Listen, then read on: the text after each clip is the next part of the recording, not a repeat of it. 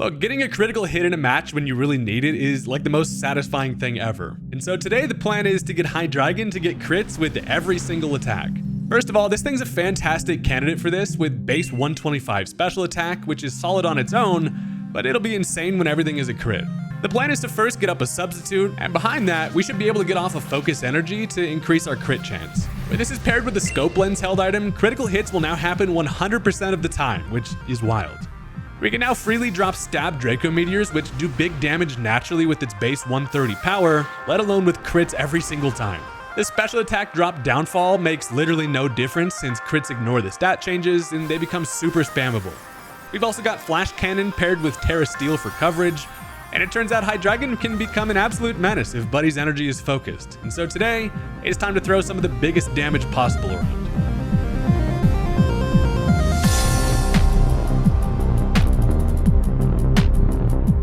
Alright, look, the fact of the matter is boosting up your stats is out, and getting guaranteed critical hits is the new wave. This is one that's been heavily requested by this dude specifically on just about every video ever, and I figured today's the day. So, look, if you're new to the channel, consider hitting that subscribe button. I try to do weird stuff with Pokemon, and let's go ahead and jump into the match. Alright, so my opponent is going to end up leading off with the Persian. Now, first of all, they know that I have the Spidops, and look, Spidops is here for one thing. To be basically useless, but also to set up Sticky Web. And I figure turn one, surely this Persian's gonna click Taunt. So expecting that, I decided to go for the Circle Throw. Instead, I am met with a little normal gem boosted Fake Out that still doesn't really do much. But hey, that's fine. I'm like, all right, if you're not gonna taunt, guess what, buddy? I'm gonna go ahead and lay down some webs. Because if I can slow things down, it'll make everything in my life easier, especially Hydreigon being able to outspeed stuff other than, I guess, Kilowattrel. So, as they end up now bringing in the Cryogonal, the Snowflake fella is generally a rapid spinner, right? So I set up some Sticky Web. I figure, I know you're going to click rapid spin here. So just to scout it, to make sure that I am correct, I'm going to go for a Silk Trap. Mostly just to be annoying because you want to touch my trap. Guess what? You didn't come in on the Sticky Web, but now you're going to get -1 speed. But instead, they end up going for the Ancient Power. Did not expect. I'm like, all right, if you're not going to rapid spin, then guess what, buddy? I will be going into, I'm just going to go right into Hitmontop. I can threaten the thing out with obviously fighting coverage, and I'm like, I mean, it might still rapid spin, who knows? I save the Spidops for later. Beyblade comes in, getting a little groovy with it, and it turns out they do click the rapid spin here. So they really wanted to try to get the Omni boost with the Ancient Power. Not going to work through the Silk Trap, but they get rid of the Sticky Web, which is annoying. And now as I'm looking at it, one thing I know for sure is that this thing is not staying in versus Hitmontop. So I'm going to expect to switch into the Chandelure. I'm thinking maybe they go Chandelure on the fighting coverage, but instead, I am now met with kind of the opposite. Instead, there's now a freaking Easter Egg Bunny Fairy, and obviously, I am incredibly allergic to Fairy. So as Hydreigon comes in, little hand puppets are like, this is not what I was prepared for. So I gotta now get my ass out of here. Now, first of all, whenever I see a Zoomerl, the main threat is something like a Belly Drum setup, right? So expecting potential Belly Drum here, I'm gonna try to stop it in its tracks with a little Sableye action. The reason for that is because I can Prankster on court, but instead, they just go right for a Play Rough. And luckily for me, dodged a little bullet there. It ends up missing, which is sick because now I can just go right for a Will-O-Wisp. I'm still kind of thinking maybe they Belly Drum. They're probably not going to do it in front of a Sableye, but at least I connect on the Will-O-Wisp. Kind of mean that they, missed that Play Rough, but they connect on this one, and luckily since burnt, it's not going to do too much. So that is, I mean, it does actually do a lot. It's a 2-hit KO in this situation, but also as I don't have really much to do to it, I want to save the Sableye. This thing's a really good kind of insurance policy mod. Switch it in on setup, boom, Prankster on chord. And being able to Prankster Will-O-Wisp things, honestly, Sableye is just an absolute menace. So I decided to go into the Spidops here. My plan was to be able to take 2 attacks from it since it's burnt, but instead I come in on a Play Rough crit, and since it's faster, I now just die to a liquidation. So, I mean, that does make up kind of for the Play Rough miss. So I'm not able to get up my Sticky Web. I'm just going to have to deal with the rest of the game webless. There's a few things that I'm mainly worried about for the webs. I wanted to be able to outspeed the Garchomp with my Hydreigon there. But now I'm going to have to do things the old-fashioned way. So, call me a little crazy, but look, I decided to go back into the Hydreigon here. Now, that's because I see a little bit of an opportunity here. I can go for the Terra Steel, which is going to allow me to take a Play Rough. And honestly, I mean, since his Emerald's burnt, I'm just far less afraid of it. So, I go for the Terra Steel, and that's because I can now get up a free substitute. Knowing that they click the Play Rough, there's always also the chance for it to miss, but it shouldn't even be able to break the substitute. At least that's the plan. So, as I go ahead and put the Axe on the Dome, I really need to be able to get up a substitute for a few reasons. First of all, if I can end this matchup with that sub up, it's not going to really matter that I didn't get my sticky web up. I will be able to still just take an attack and take care of the Garchomp. So I put up the old beanbag just to see what fellow wants to do. Turns out they're going to go for a Terra Fairy. They want to boost up that damage, knowing that they're burnt. They need all the damage they can get. They put the heart on the head. Turns out as they go for the play rough, it does connect. But luckily for me, it's not quite enough to break the substitute. So we're chilling over here with a weak-ass substitute, but all I need now is to go for that focus energy. Paired with the scope lens, guaranteed critical hit is insane. My energy is now about focused as hell, and they're probably sitting over there thinking, oh shit, I've gotten myself into a bit of a pickle here. But it does turn out that they have the coverage and superpower, and that's kind of going to throw a little bit of a wrench in the plan, but kind of not really. Because first of all, it obviously has a super effective hit now on my steel type ass, but it drops its attack every time it goes for that. So knowing that Buddy's burnt, it has a -1 attack. This fella's thing's sitting over here pretty damn crippled. So the plan still remains the same. It doesn't change much. I'm going to still continue to go for substitutes because for every time that they have to go for a superpower, it's going to drop that attack even further. So if I can get to a range where a superpower no longer breaks my substitute, we're going to be in the money with Hydreigon because, I mean, crit Draco Meteors just do ouchie to everybody. So it turns out -1 and burnt superpower does still break a substitute, which, you know, is fine. This thing's continually over here taking burn damage. I know that a flash cannon, as soon as I get it off, will be able to knock it out, but I got to just continue to burn through these substitutes. I go for one more here, thinking maybe this is the one where it's not going to be able to do enough. They bust out the superpower, and yeah, you know, that is just going to be probably, I'm thinking, barely enough to break the substitute. So while that is unfortunate, looking at it, I'm no mathematician, but I think I still have over 1/4 of my health left. I should be able to get up one more sub, and then surely a burnt -3 superpower doesn't break a sub. So, I mean, we're just playing the old substitute game here. Knocks me down to 3 HP, but sometimes all you need is 3 HP in a dream, baby. So this time they end up going for the liquidation. They probably are like, hey, these superpowers are going to end up biting me in the ass. Turns out, luckily, I am able to take that with all the attack drops. And just like that, we're in business. I'm thinking maybe I'm in range for an Aqua Jet to be able to knock out the sub, but turns out Buddy doesn't click it. So, hey, that's pretty nice. I can now go for the Flash Cannon. And even with our sub hanging on by a thread, that's all you need. So the Flash Cannon is going to be able to take care of the Azumarill. And now Hydreigon is kind of in full effect.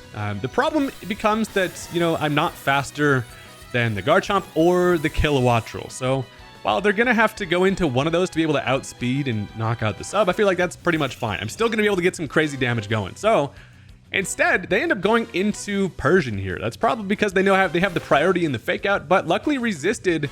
It turns out the substitute was still just barely strong enough to be able to live that. And that's pretty damn clutch because now I can just drop a Draco right on that ass, and a critical hit guarantee is definitely going to be able to take care of it. So down goes the Persian. That's going to get rid of fake out priority. So even after my sub is gone, now I know that they don't have that option. And now we're just a little sitting substitute waiting to destroy something. So in comes the Kilowattrel. And obviously this is the guaranteed mon they have that's faster than me, right? But since I have a substitute up, I know that I'm going to be able to get an attack off, and it feels pretty good. Now it turns out they just go for a Tailwind. So they want to boost up their speed even further. That tells me maybe Garchomp is not going to be running Jolly. But as I go for the Draco Meteor expecting maybe a kill here, yeah, it's freaking Focus Sash, because of course it is. So had I gotten Stealth Rock up in this match, that would have been extremely clutch, but I at least knock it down to the 1 HP there. And now as it's kind of forced to be able to either break my sub or swap here, they end up going for the Volt Switch, which as I click a Flash Cannon, I was really hopeful that they just stay in here and let me pick this thing off. But instead, now something's going to have to come in and take at least a now Stab Terra boosted Flash Cannon. And it turns out they're going to Volt Switch into freaking Garchomp. Had I clicked Draco Meteor here, Buddy would have been seeing stars. But instead, as I go for the Flash Cannon, just to guarantee I didn't miss it on that Kilowattrel, the Chomp is just barely able to live it, which I get this Bedef drop, which is always hilarious. But now they're behind a Tailwind, so they're for sure faster than me, regardless of if this thing is Jolly Nature or Adamant. So I have to get my ass out of here. I figure, you know what? I'm not gonna give it to you that easy. You're gonna have to earn it if you want to have that knockout on the Hydreigon. So I decided to switch into a Hitmontop just because I have a free little Intimidate here. I know that I can take a Dragon Claw decently after an Intimidate, and that's exactly what happened. So as I can now just finish this thing off with a Triple Axle, I figure they probably don't want to stay in here, and it's most likely they do swap into the Chandelier. But at this point, I don't really have much have a reason to risk anything. I kind of have a little bit of the upper hand in the match, so I decided to make the predictable option here and just go right for that triple axle. Turns out though, they do just bring in the Chandelure. So, you know, triple axle just does nothing to the guy. And now I have a little bit of a rough spot here because first of all, I can't leave the Hitmontop in. I also know I have really good value in bringing this thing in on things like the Garchomp for that Intimidate later. So I'm kind of forced to swap here. So I decide, I feel like Sableye is relatively expendable at this point. I can bring this thing in and honestly just use it as death fodder here. They go for the Flamethrower. Now here's the thing about this Chandelure. We have not seen an item, or at least I don't think, but I'm worried about it being Choice Scarf, right? If it's Scarf, it'll be able to outspeed things like the Hydreigon. It'll also be able to outspeed my Meowstic. Now shout out to the Meowstic. If you haven't seen that video, definitely go check this thing out. It's pretty fun. But at base 104, naturally, I should be able to outspeed the thing. And if Meowstic goes first here, reveals it's not Choice Scarf Chandelure, it turns out I do go first. I pop the ears up, hit him with a little bit of a Shadow Ball, and my special attack is relatively ass, and it doesn't do enough. But as they go for a Flamethrower, that is just able to knock me out, which is kind of surprising. They didn't Shadow Ball, they stuck with the Flamethrower, but it has enough to kill. So with that damage in mind, now that tells me this thing is definitely Choice Specs. I mean, a Flamethrower just does not knock out Meowstic unless it's Specs. So knowing that, I can freely go into the Hydreigon once again, and I know that I outspeed here. So either they let me take care of the Chandelure, or they have to make a switch. Sadly, as I do not have my Focus Energy, I just got a Raw Dog a hit instead of crit, but they decide to bring in the Kilowattrel, and a Flash Cannon is going to pick off that last HP, which is satisfying because that's kind of the only Mon that feels like it's able to outspeed Hydreigon. And while we got a little bit of a tear with the Focus Energy earlier, it's kind of feeling like this thing might be my win condition. But it just all depends on how this Garchomp is built. And that's a bad spot to be because the context clues of the match, them wanting to go for that Tailwind to bring it in earlier tells me it's probably Adamant, but I can't really risk this thing being, you know, Jolly Nature max speed because it will be faster than me. So the good thing is I still have the freaking Alaskan Bullworm. I can freely go into the Orthworm here and just absolutely munch on that Earthquake. I can Earth Eater that.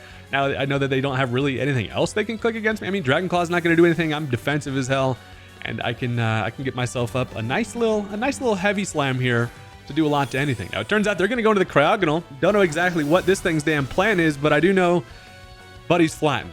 I can just destroy it with a heavy slam, so that takes care of that. And now they've got two Mons left, right? It's going to be the Chandelure, and then they've got that Garchomp. So as they bring in the Chandelure here, they had to sack the Cryogonal to get it in because now obviously I'm threatened by a Flamethrower.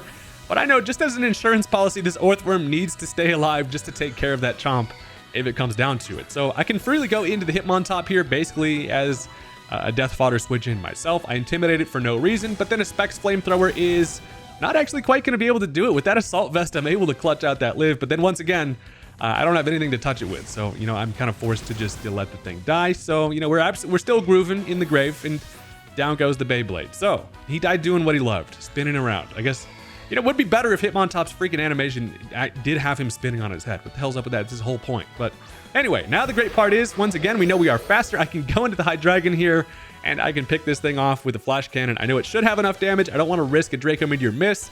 But yeah, we were correct. It is going to be Choice Specs. We're able to outspeed. A Flash Cannon is going to pick it off, and now we find ourselves in a position that we're kind of looking for because their final Mon is going to be that Garchomp. It's low on health.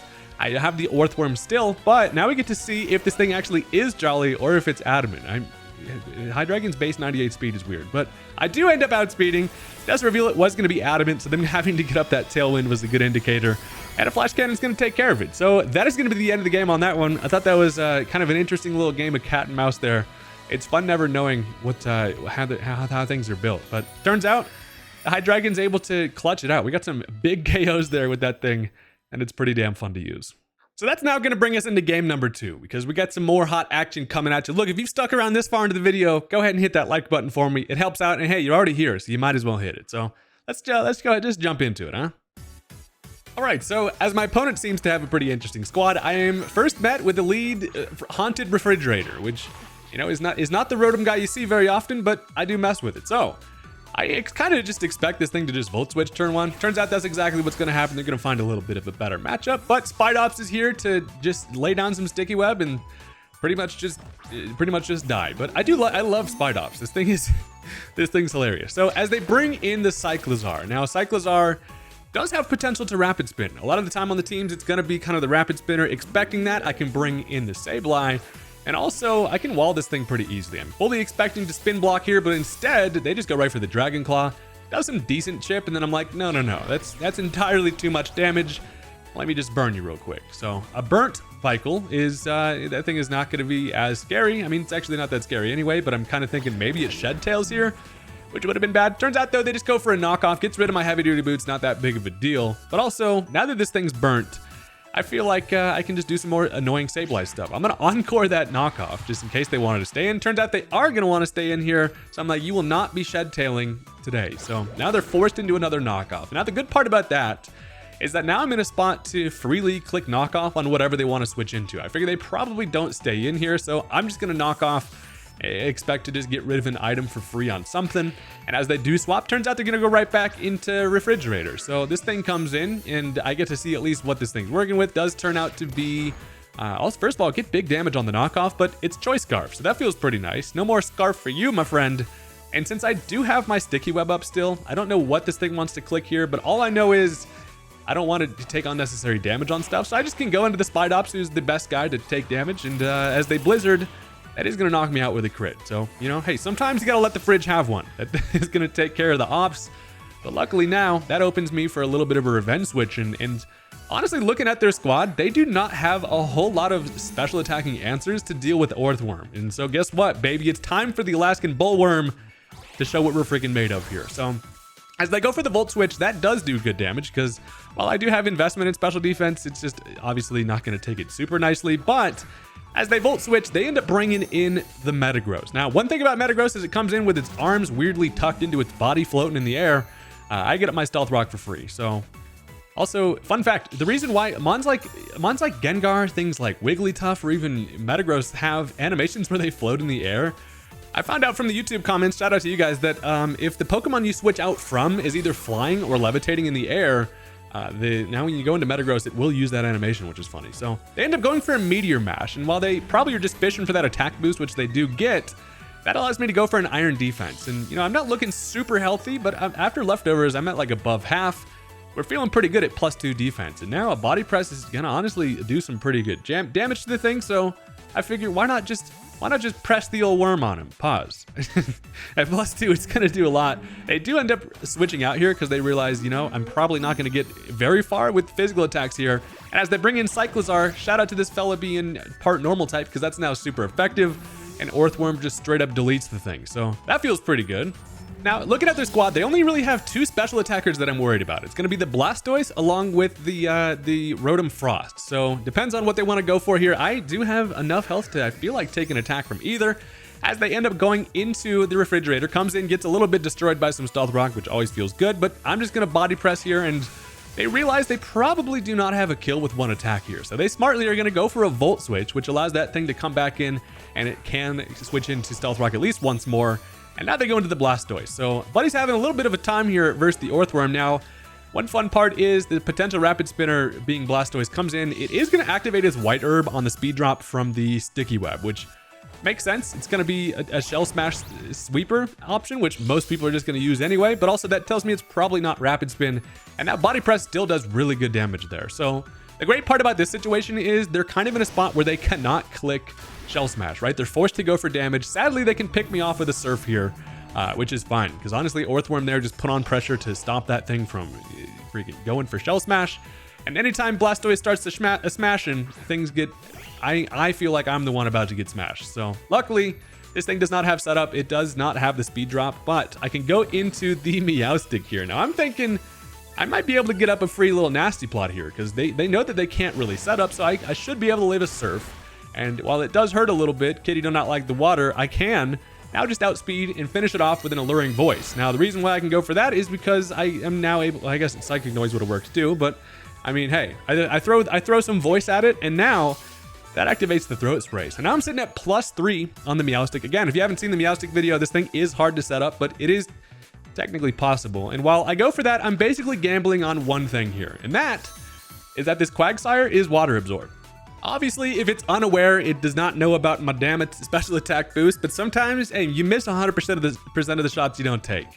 And I'm like, I'm gonna try, if this thing is Water Absorb, Meowstic sweeps this entire match. So I will now go for the Terra Psychic. You're probably noticing that the video runs a bit longer here, and that reveals the fact that, you know, sometimes the Quagsire is unaware. But I figure at least I can get some big damage here. I don't know if I'll need a Terra in the back later, but I'm going to go for a Psychic and try to do as much damage as possible. At +3, and with a Terra Psychic, it would have for sure destroyed the Sire, but yeah, no, it's unaware. So sometimes, you know, the thing doesn't know what the hell you're doing on stat boost, so that's annoying. It's able to knock me out with an Earthquake, and you can see the failed attempts of trying to get Meowstic to do shit. But the game is far from over, and honestly, that amount of chip that we have on the Quagsire is still pretty decent. Should I have gone for that Terra? Probably not, but I did it anyway, and now I must suffer the consequences. So looking at this, honestly, Quagsire feels like the kind of guy I can bait into wanting to Toxic me. So a good part about this whole setup with the Hydreigon is that getting a free sub feels really nice. So thinking that they might go for Toxic or, you know, swap out here, I can get up a little substitute action. Now, as they do end up swapping, they bring in the Alchemy, looking nothing like a delicious gray dessert coming in. And while it comes in, it takes that speed drop, doesn't really matter. I obviously am afraid of Fairy. Once again, you have to deal with the Fairy, but that is exactly why I have both Terra Steel, you know, and the Flash Cannon. Sadly, I cannot go for that Terra Steel, so I'm kind of forced to do it the old-fashioned way, but we have a little bit of a good part about this matchup, and that's that Alchemy often relies on setting itself up to be able to do things like stored power. Now, if you have, I also have just posted an Alchemy video. If you're interested to see what this thing's all about, check it out. But as I go for the Focus Energy, I'm now guaranteed crits. And the great part about critical hits is that they ignore stat boosts. So as I now fire off a Flash Cannon, we do not care about that special defensive boost. I kind of expected a knockout here. It turns out not quite enough without a Terra Steel there. But I obviously know I can knock it out on the next turn. And as they Draining Kiss, it is going to be able to break my substitute. But that's the beauty of having the Sticky Web up, is that even without the sub here, I'll be faster than everything they've got. And now they got to deal with Hydreigon throwing crits around all crazy.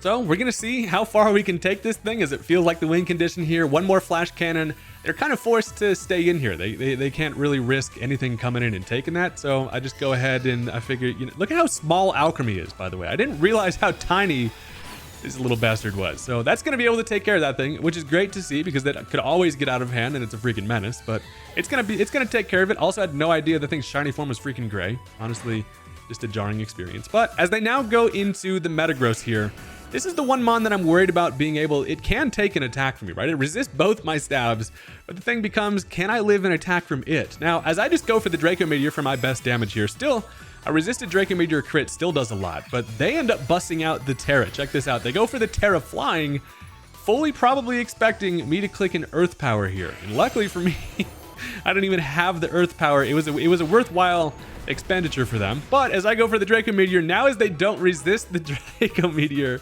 that is going to be able to have enough to knock it out. So as I waste a Terra, it turns out so do they. And that's pretty damn clutch, because that was the one mon that could have taken an attack. And down goes the Metagross. So now as they go into Quagsire, this thing does have that huge damage from the Meowstic from earlier, and it's definitely in range for a Draco Meteor to knock it out. And then their final mon is going to be that Rotom. So it's looking like we got the game buttoned up. Turns out they're just going to head out because they see, you know, what's about to happen, and they can potentially save the lives of some of their innocent mons. So that's going to do it for the battle, and that is going to be the end of the video. Thank you guys very much for watching. I hope you enjoyed. I had a fun time with this one as always, and I will catch you guys next time. Peace out.